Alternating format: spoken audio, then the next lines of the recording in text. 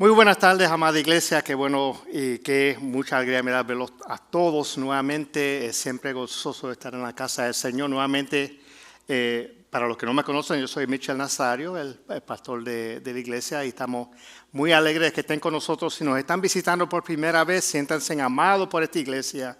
Esperamos que el Señor los bendiga grandemente. Igualmente los que nos están viendo a través de nuestro canal de YouTube, que el Señor los bendiga grandemente también. Bien, continuamos nuestra serie de Adviento. By the way, ¿qué clase de adoración tuvimos, verdad? Vamos a honrar nuestro grupo de adoración. Si por mí fuera, podríamos seguir cantando y dejamos el sermón para otro día, ¿verdad? Pero tenemos que también compartir la palabra del Señor. Venid y adoremos. Vamos a hablar un poquito de eso hoy, porque vamos a hablar un poquito de los reyes. Pero hemos estado hablando sobre la época de Adviento y estamos en medio de una serie que se llama La Maravilla o El Asombro, porque queremos rescatar ese asombro y esa maravilla que acompaña la época navideña. Cuando hablamos de Navidad y cuando se menciona la Navidad, se acerca la temporada. Algunos de los pensamientos que saltan en nuestra cabeza es las experiencias vividas en nuestras casas, ¿verdad? En nuestros hogares. Vamos a hablar un poquito de eso hoy, pero para recapitular lo que hemos estado hablando, hace 3 semanas, estamos en la 4ª semana, empezamos con una dramatización de los personajes bíblicos. Visitamos a María, José, el niño Jesús y a los pastores, pero viéndolo desde el punto de vista humano, sus preocupaciones, sus preguntas, sus miedos y temores. No era fácil para María recibir la noticia de que estaba embarazada. ¿Qué va a decir la gente? Yo no me he acostado con ningún hombre, ¿verdad? Y era algo con quien ella tuvo que bregar. La 2ª semana hablamos sobre ya Jesús adulto, pero la maravilla y el asombro que los primeros discípulos experimentaron cuando comenzaban a interactuar con Jesús. Jesús iba pasando por donde estaba Juan el Bautista y Juan el Bautista dice: he ahí el Cordero de Dios que quita el pecado del mundo. 2 de sus discípulos inmediatamente fueron a donde él, lo estaban siguiendo, y Jesús se vira y dice: ¿qué buscan? Y ellos le preguntaron: Señor, ¿dónde te estás quedando? ¿Dónde está tu casa? El Señor dijo: vengan a ver. Vamos a hablar un poquito de eso hoy también, de las casas o de la casa del Señor, porque vamos a hablar de los hogares en la Navidad. Y la semana pasada hablamos de la maravilla en el llanto, porque el experimentar la maravilla y el asombro y el deleite de la presencia del Señor no se circunscribe a las ocasiones, los momentos donde todo está bien, donde hay alegría. Aún en los momentos difíciles de llanto, de dolor, de luto, podemos experimentar y experimentamos la grandeza de la presencia del Señor. Así que de eso es que vamos a hablar hoy. ¿Y por qué hablar sobre Navidad en el hogar? ¿Por qué el hogar? Porque como dije al principio, cuando pensamos en Navidad, lo primero que viene a nuestra mente es nuestras casas. No sé ustedes, pero yo era un hijo de un militar, lo que llaman un Army Brat. No sé si conocen ese término. Pero yo, debido a eso, tuve la oportunidad de vivir en diferentes estados de Estados Unidos. Pero si me preguntan, estuve en Kentucky, vivimos en Hawái, vivimos en Kentucky, en Puerto Rico obviamente. Pero si me preguntan los recuerdos de mi vivencia en esos estados, lo que viene a mi mente inmediatamente son las experiencias navideñas. El gozo de la alegría de la Navidad, los regalos. En Puerto Rico ya no había nieve ni nada de eso, pero la brisita, el frío navideño rico, mami pintaba la casa todas las Navidades y el olor a pintura fresca. Eso quedó como grabado en mi mente, como que eso iba con la Navidad. Y las decoraciones de las casas y todo eso. Así que vamos a hablar sobre las casas, lo que es las casas, la vivencia. Pero no solo vamos a hablar de la casa como tal, vamos a hablar de qué convierte una casa en un hogar. Y quiero compartir con ustedes un libro que lo escribió, fue un editor, sobre la pelota, el béisbol y la filosofía. Tengo una ilustración para eso. El editor fue Eric Bronson. Libro interesante porque él usa el deporte de la pelota o el béisbol para hablar de diferentes aspectos de la vida. Y el primer capítulo es bien interesante porque el primer capítulo trata sobre lo que es el home plate o el plato. Todos conocemos la pelota, el béisbol. ¿De qué se trata?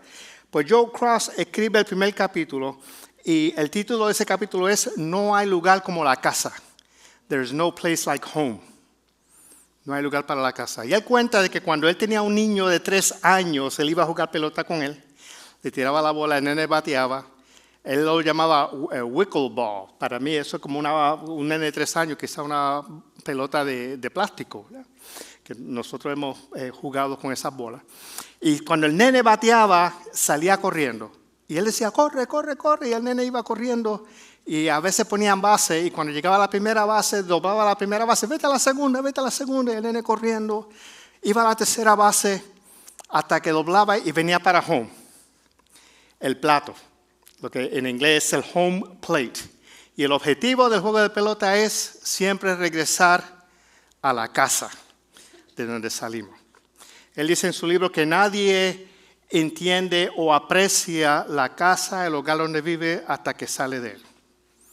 Y yo tuve esa experiencia cuando fui a estudiar a Boston, que yo me fui de Puerto Rico. De momento me encuentro solo en esta ciudad y me dio el homesick y añoraba, por poco me rajo y no termino los estudios, porque voy a regresar, porque uno no aprecia la casa hasta que lo pierde. De hecho, tengo una foto de Fenway Park, que es el parque de pelota de Boston. Yo me hice fanático de los Medias Rojas. Y este es el plato, el home plate. El objetivo es regresar. Y el niño, cuando doblaba la tercera base, dice, de momento se iba como en cámara lenta. Entonces ahí se iba doblegando y hacía el gesto de tirarse de cabeza. Y el papá hacía el gesto del umpire, safe, como que llegaba a salvo a la base. Y ese es el objetivo del juego de béisbol. Pero ¿qué es lo que convierte una casa en un hogar? ¿Qué convierte una casa en un hogar? Claro están el amor en las casas, la seguridad que uno siente estando en la casa. Y vamos a elaborar un poquito más de eso. Y los recuerdos navideños también, compartidos en familia. Tengo una foto de la casa de mi madre en Culebra, Puerto Rico. Nosotros teníamos tradición de ir allá todos los Navidades para decorarle la casa. A mí era que me tocaba poner toda esa bombilla. Pero por la noche quedaba bien bonito. Mírala por la noche, la otra foto. ¿Viste qué bonito? Los turistas americanos iban por allí a tomarle fotos a la casa de mis padres. Pero mira qué interesante lo que escribe Joe Cross sobre lo que es el hogar. ¿Qué convierte una casa en un hogar? El hogar es el lugar donde estás a salvo. Es el lugar donde, para bien o para mal, comienza tu historia. Es donde eres libre. Puedes caminar en ropa interior. Dejar que el perro te bese en la boca, beber Coca-Cola con el desayuno y nadie te va a decir nada. En el sistema legal estadounidense, dentro de la casa tienes derechos que no tienes fuera de ella. Incluso si la policía sospecha que has cometido ciertos delitos, no puede entrar en tu casa sin la aprobación específica de un juez. Eso se llama el warrant. Es decir, no puede interrogarte tan a fondo, no puede arrestarte tan fácilmente y no puede imponerte todas las leyes del país. Si tienes 19 años y bebes cerveza en un banco del parque, estás sujeto a arresto. Hazlo en tu propia casa sin hacer ruido que moleste a los vecinos y nadie puede tocarte, excepto tus padres, si te cogen. ¿Verdad? Da esa seguridad. Incluso en el siglo XXI, tu propia puerta de entrada, la puerta de tu casa, realmente te protege de gran parte de lo que sucede fuera de ella. Y la casa nos da esa seguridad. De una manera figurativa, sin embargo, hay alguien que está tocando la puerta de nuestros corazones. Y nosotros en nuestra casa aquí en la tierra podemos cerrar la puerta cuando venga un juez o alguien nos quiera arrestar o hay una policía y podemos mantener la puerta cerrada. Pero hay alguien que quiere entrar por esa puerta no para juzgarte, no para arrestarte. Él quiere venir para justificarte, para mostrarle tu amor, para cambiar y transformar tu vida. Dice en Apocalipsis, estoy a la puerta y llamo. Si alguno oye mi voz y abre la puerta, entraré a él y cenaré con él y él conmigo. Así que no le cierres tu corazón a Jesús que está tocando la puerta de tu corazón para que tú entres y él hace morada contigo. Vamos a ir al texto bíblico. Estamos en Mateo capítulo 2, los versículos del 9 al 15. Aquellos que puedan, por favor, los invito a que nos pongamos de pie en reverencia a la palabra de Dios. Estamos en Mateo capítulo 2, del 9 al 15. Y así dice la palabra del Señor, en el nombre del Padre, del Hijo y del Espíritu Santo. Amén. Después de oír al rey, siguieron su camino. Sucedió que la estrella que habían visto levantarse iba delante de ellos, hasta que se detuvo sobre el lugar donde estaba el niño. Estamos hablando de los reyes. Perdón, los reyes no, de los sabios magos. No eran reyes. La tradición dice que eran reyes, pero no eran reyes, eran unos sabios magos que vieron una estrella y están siguiendo la estrella. Venid y adoremos al Señor. ¿Verdad? Como decía el himno que cantamos, y ellos iban detrás de la estrella para buscar al rey que había nacido. Al ver la estrella se sintieron muchísima alegría. Cuando llegaron a la casa, vieron al niño con María, su madre, y postrándose lo adoraron. Fíjense que no dice cuando llegaron al pesebre. Fue cuando llegaron a la casa donde ellos estaban. Abrieron sus cofres y presentaron como regalos oro, incienso y mirra. Entonces, advertidos en sueños de que no volvieran a Herodes, regresaron a su tierra por otro camino. Cuando ya se habían ido, un ángel del Señor apareció en sueños a José y dijo: levántate, toma al niño y a su madre y huye a Egipto. Quédate allí hasta que yo te avise, porque Herodes va a buscar al niño para matarlo.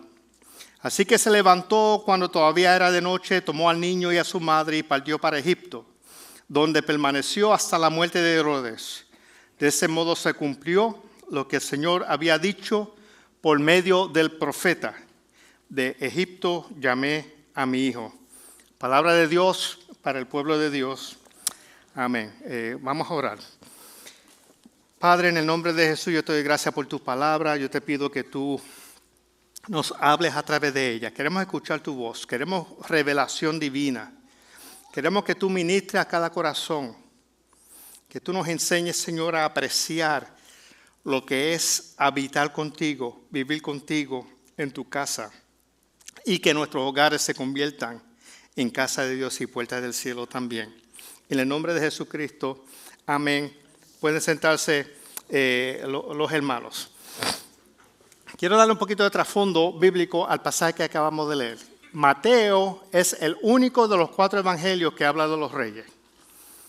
Vuelvo y digo reyes, no son los reyes, habla de los sabios magos. Esa es la costumbre de la tradición, que nuestra tradición latina dice que eran reyes magos que habían ido con el Señor, pero no eran reyes, eran lo que se llaman magi, eran unas personas sabias que sí trabajaban en las cortes de los reyes, pero como consejeros.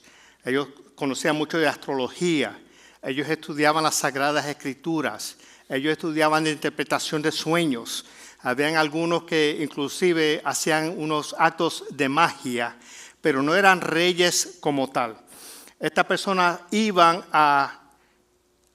camino a Belén o a Jerusalén siguiendo una estrella que ellos habían visto en el oriente. Son personas gentiles, van camino allá. Lo que es curioso es que cuando llegan ya había transcurrido un tiempo. Ellos no entraron al pesebre contrario a la tradición cristiana que nos han enseñado. Ven este pesebre aquí, los reyes están por aquí al lado, están los pastores, etc. Pero ellos llegaron un tiempo después. De hecho, si ellos hubieran estado allí en el pesebre, lo que se describe en el libro de Lucas, que dice que 8 días después de haber nacido Jesús, lo llevaron al templo para circuncidarlo. Y 40 días después, lo llevaron a presentar al templo y allí y cumplir lo que la ley de Moisés había prescrito para la purificación del niño. Y ahí se encontró con la profetisa Ana y con Simeón. Ellos profetizaron sobre el niño. O sea que había transcurrido sobre 40 días donde ellos todavía estaban en Belén y viviendo. Los reyes, Herodes habiéndolos llamado para preguntar desde cuándo han visto la estrella, qué tiempo llevan, ellos dijeron, le habían dicho, aparentemente cerca de 2 años. Porque Herodes entonces manda a matar cuando se ve burlado por no burlados, sino que los magos habían recibido revelación en sueño que no regresaran donde Herodes, porque Herodes los quería matar a Jesús. Así que ellos se fueron por otro lado. Herodes, sabemos la historia, mandó a matar a todos los niños de 2 años para abajo. Así que el niño Jesús, dicen algunos teólogos, debió haber tenido entre 1 y 2 años de edad cuando esto ocurre. De hecho, dice el versículo 11 que acabamos de leer, ellos no fueron al pesebre donde estaba Jesús, entraron a la casa donde estaba Jesús. ¿Okay? Vieron en las Escrituras. Así que Jesús está en una casa, quizás lo que llaman toddler, un americano, ¿verdad? Un niño de 1 o 2 años. Cuando de momento tocan la puerta y entran estos magos a ofrecer unos presentes. Las casas de Cristo. Sabemos que estuvo en Belén.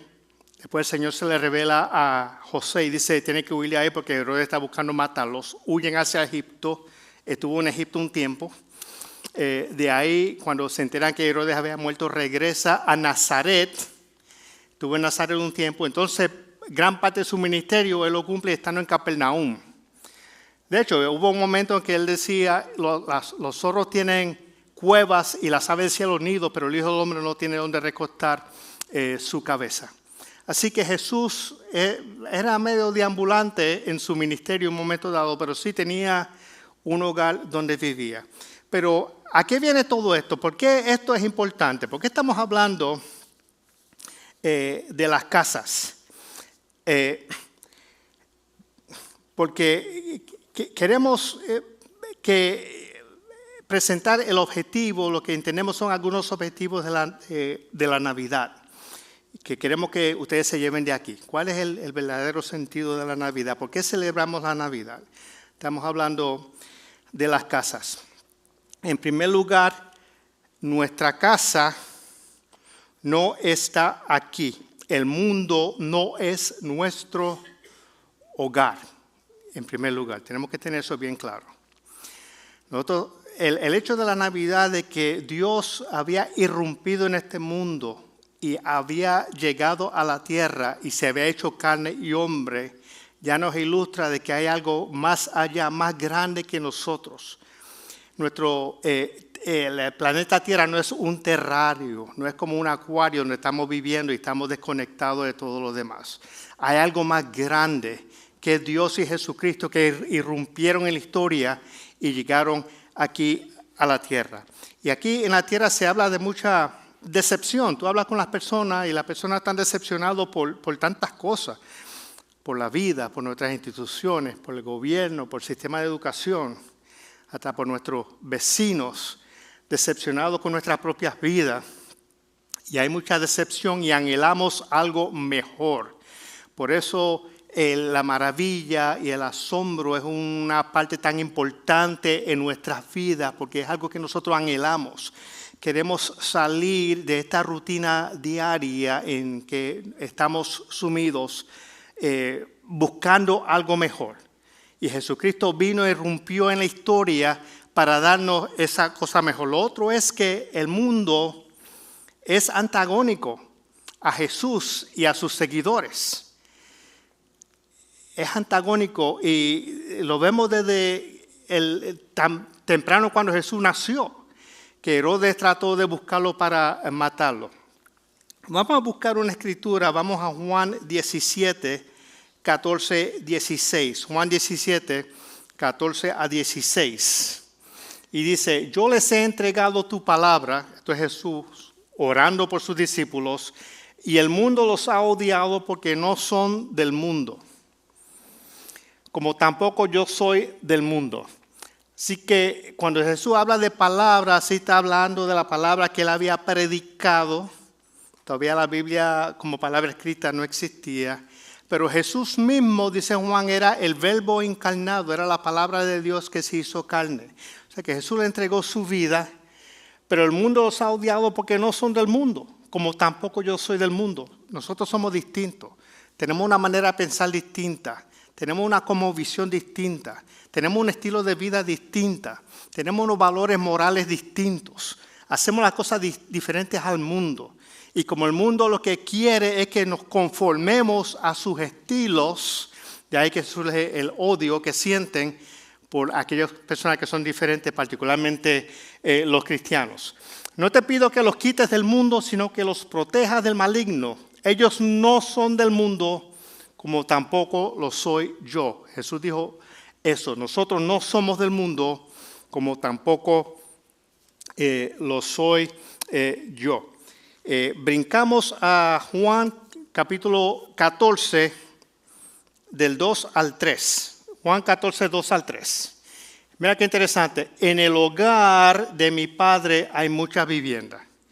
Eso está refiriendo al cielo, pero lo describe como el hogar. En el hogar de mi Padre hay mucha vivienda. Si no fuera así, les habría dicho yo a ustedes que voy a preparar un lugar allí. Y si me voy y se lo preparo, vendré para llevármelos conmigo, así ustedes estarán donde yo esté. Nosotros estamos celebrando y recordando el primer adviento del Señor en la Navidad, cuando Él vino por primera vez. Pero va a haber un segundo adviento. Adviento quiere decir venida o llegada, donde Jesús va a regresar a la tierra. Y dice que los cielos se van a abrir y tal y como Él ascendió al cielo va a regresar a la tierra. Pero mira lo que dice. ¿Para qué Él va a venir al mundo? Vendrá para llevarnos con Él, nos va a llevar al hogar del Padre, a nuestro hogar. El Señor viene por segunda vez para llevarnos, para estar con Él, para que donde yo estoy, vosotros también estén. Una cosa maravillosa, ¿verdad?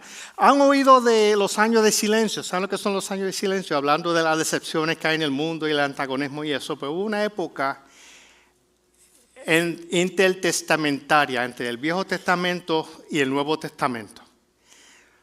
Desde el último libro del Viejo Testamento, Malaquías, que termina él profetizando de la llegada de aquel que iba a preparar el camino del Señor, refiriéndose a Juan el Bautista, hasta la llegada de Cristo. ¿Qué ocurrió durante ese periodo de silencio? No ocurrió absolutamente nada. No hubo revelación, no hubo palabra profética que nosotros sepamos o que esté registrado. No hubo, el Señor siempre ha trabajado y siempre ha intervenido y siempre ha tenido un pueblo fiel.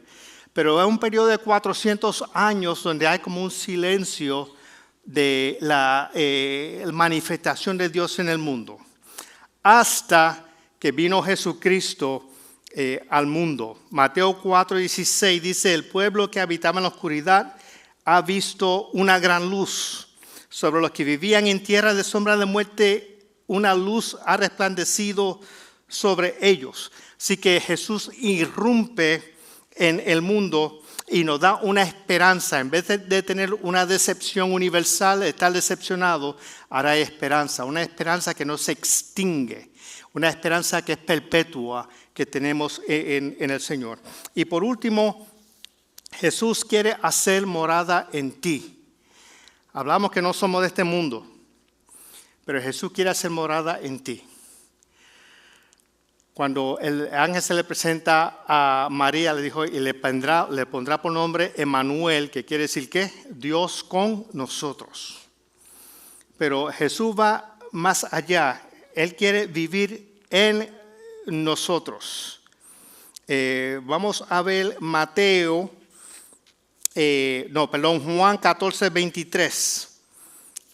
Lo que dice las Escrituras. Le contestó Jesús: el que me ama obedecerá mi palabra, y mi Padre lo amará. Vendremos a Él y haremos nuestra morada en Él. Jesús hablando del Padre y de Él, haría morada dentro de nosotros. Y en ese mismo capítulo, los versos 16 al 17, dice: y yo pediré al Padre, y Él les dará otro Consolador para que los acompañe siempre, el Espíritu de verdad, a quien el mundo no puede aceptar porque no le ve ni lo conoce, pero ustedes sí lo conocen porque vive con ustedes y estará en ustedes. Si nos ponemos a pensar eso, a digerir eso, pónganse a pensar qué cosa poderosa, qué cosa tan maravillosa, que el Dios creador, el Dios que dice la Escritura que el cielo es el trono de Él, la tierra es el estrado de sus pies, que Él le dijo a Salomón que Él no habitaba en templos hechos de piedra, templos hechos de manos de hombre, pero Él quiere vivir dentro de nosotros. Cuando yo estaba orando, preparando este sermón, me vino a mi mente de tanta ayuda y literatura que hay de autoayuda, de buscar la fuerza interior. Que tú tienes la fuerza interior, busca y te dan tantas recomendaciones de uno depender de sus propios esfuerzos, de su entendimiento, de su fuerza, de sus talentos. Pero las Escrituras nos enseñan que no, esa no es la manera. Nosotros debemos de depositar nuestra fe, nuestra confianza en la fuerza interior del Espíritu de Dios y de la presencia de Dios que vive dentro de nosotros, que es superior a cualquier cosa que yo pudiera hacer como ser humano para mí. Así que si tú tienes tu confianza puesta en lo que tú puedes hacer por ti, la batalla está perdida, lamento decirte. Tenemos que aprender a depender de la fuerza de Dios dentro de nuestras vidas.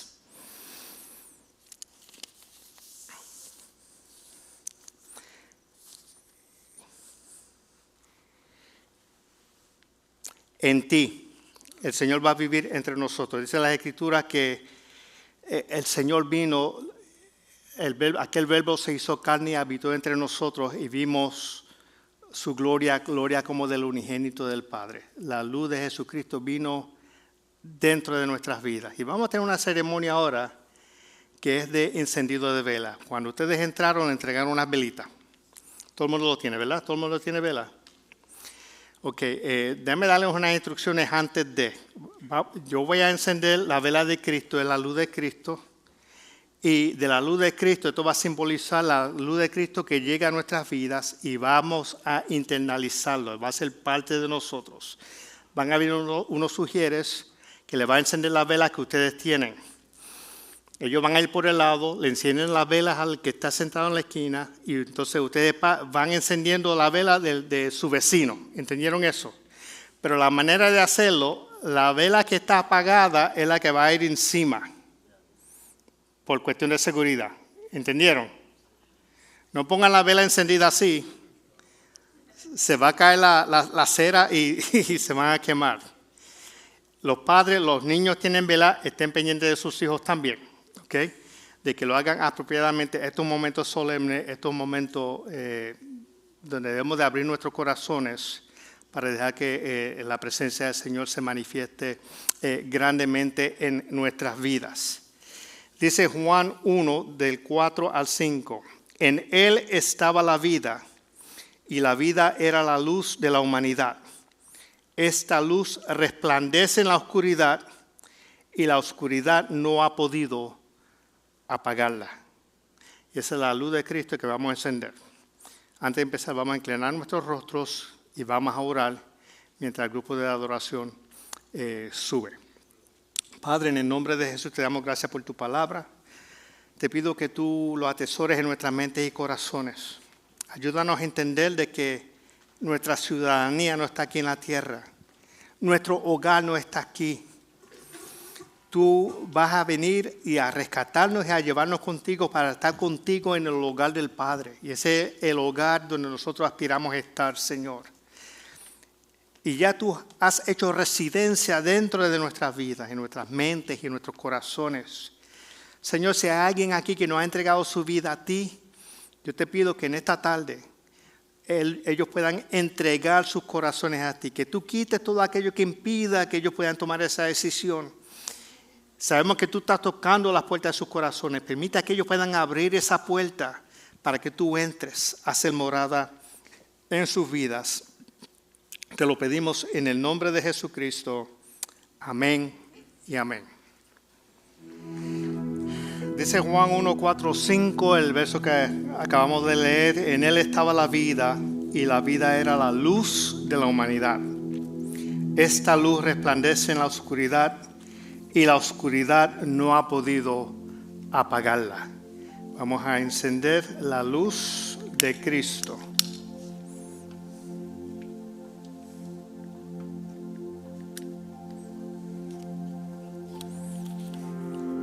La Escritura proclama con valentía: el pueblo que vivía en tinieblas ha visto una gran luz, y sobre los que vivían en la sombra de la muerte, una luz ha resplandecido. En Cristo estaba la vida, y esa vida era la luz de toda la humanidad. La luz se ha mostrado en la oscuridad, y la oscuridad no la ha vencido. Resuelve ahora ir a la luz de Cristo. Vive en su luz, vive en su gracia, vive en su perdón y resuelve ser una luz en la oscuridad donde quiera que vayas, para que todos los que te vean lo vean a Él, y todos los que lo vean lo conozcan, y todos los que lo conozcan lo adoren. A este Jesús, la luz. Amén y amén. Vayan en la paz de Dios y feliz Navidad.